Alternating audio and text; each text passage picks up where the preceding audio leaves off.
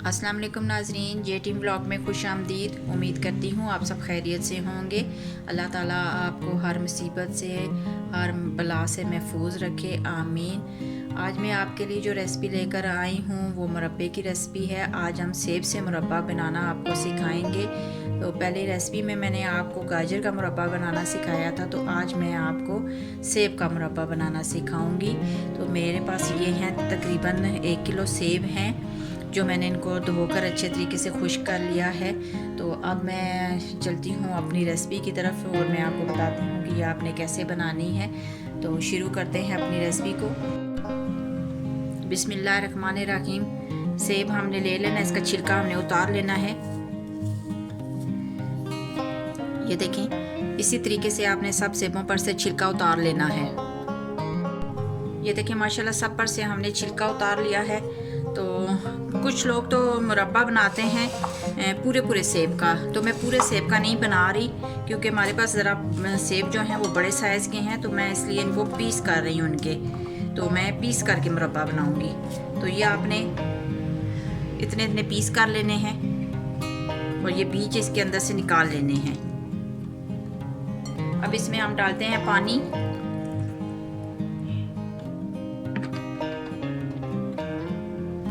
और 1 चम्मच हम इसके अंदर नमक शामिल कर रहे हैं। वो इसलिए कि ये सेब जो है वो बहुत जल्दी काला हो जाता है। तो पानी में नमक डाल के अगर आप इनको भिगो देंगे ना, तो ये फिर काले नहीं होंगे। ये जिस सेबों को हम कर देते हैं साइड पे, और हम अगली तैयारी की तरफ चलते हैं कि हमने आगे किस तरह से इसका बाकी मटीरियल तैयार करना है। पतीला हमने चूल्हे पे चढ़ा दिया है। अब शुरू करते हैं। बिस्मिल्लाहिर्रहमानिर्रहीम। ये 2 कप मैं इसमें पानी डाल रही हूँ।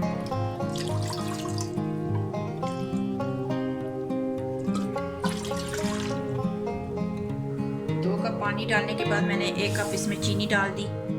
चीनी की मिकदार आप अपनी मर्ज़ी से कम या ज़्यादा कर सकते हैं। अगर आपको मीठा ज़्यादा पसंद है तो आप 1 कप की बजाय 1.5 कप कर सकते हैं। तो मैंने बस 1 कप लिया है, मैं 1 कप से बना रही हूँ।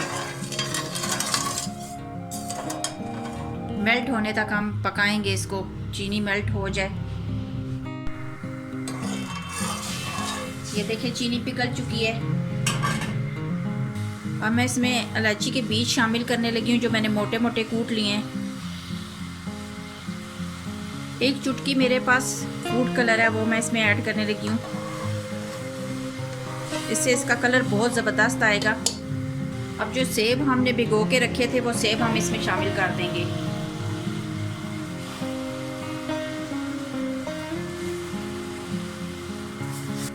फूड कलर ऐड करने से इनका कलर बहुत ही ज़बरदस्त हो गया है।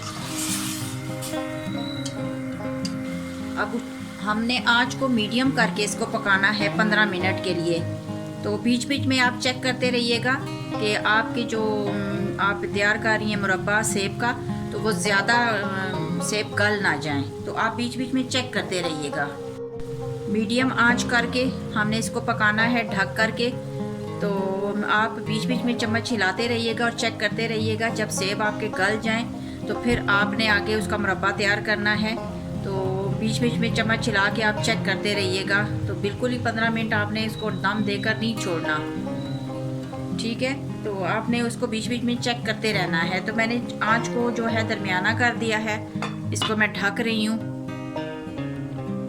15 मिनट के लिए। माशाल्लाह से 15 मिनट हो चुके हैं।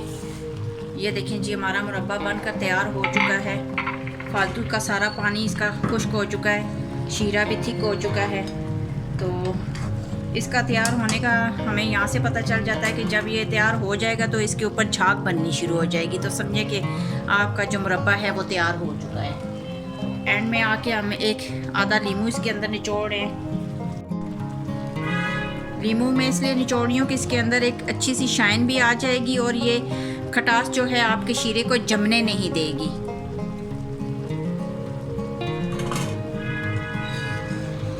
बहुत अच्छे से हमारा मुरब्बा बनकर तैयार हुआ है। अभी मैं आपको डिश आउट करके दिखाती हूँ। माशाल्लाह अल्हम्दुलिल्लाह, हमारा सेब का मुरब्बा बनकर तैयार हो चुका है। छोटे बड़ों की बहुत ही पसंदीदा डिश है ये। तो अगर बच्चे यूँ सेब नहीं खाते तो आप उनको मुरब्बा बना कर दें, इसमें बहुत ताकत होती है, बच्चे बड़े शौक़ से खाएंगे।